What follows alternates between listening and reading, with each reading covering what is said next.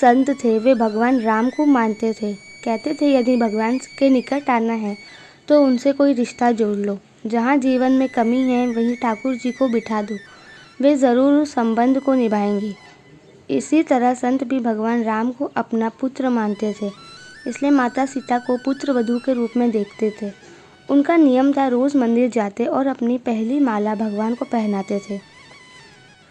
उनकी ये बात मंदिर के लोगों को अच्छी नहीं लगती थी।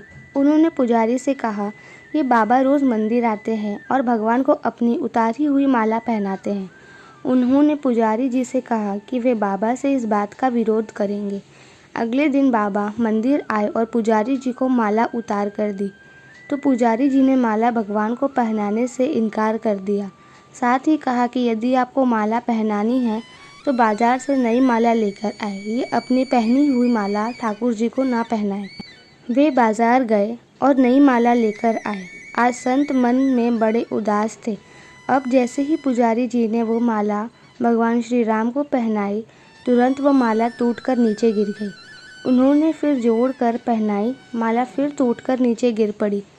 ऐसा 3-4 बार किया पर भगवान ने वो माला स्वीकार नहीं की। तब पुजारी जी समझ गए कि उनसे बड़ा अपराध हो गया है और पुजारी जी ने बाबा से क्षमा मांगी।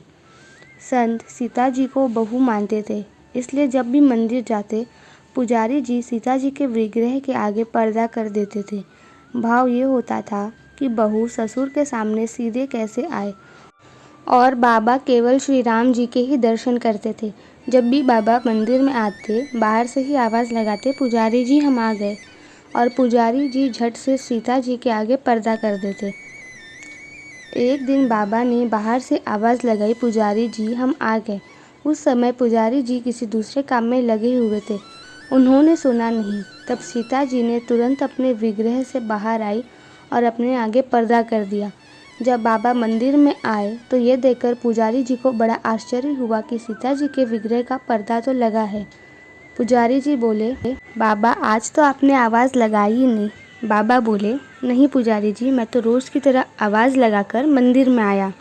पुजारी जी और बाबा समझ गए थे कि सीता जी ने स्वयं विग्रह से निकलकर पर्दा किया था। इसके बाद बाबा आवाज़ लगाए बिना ही बाहर से आशीर्वाद देकर चले जाते। भगवान से अगर कोई संबंध जोड़ लिया जाए तो भगवान उस रिश्ते को ज़रूर निभाते हैं। सच्चे भक्त को भगवान कभी निराश नहीं करते।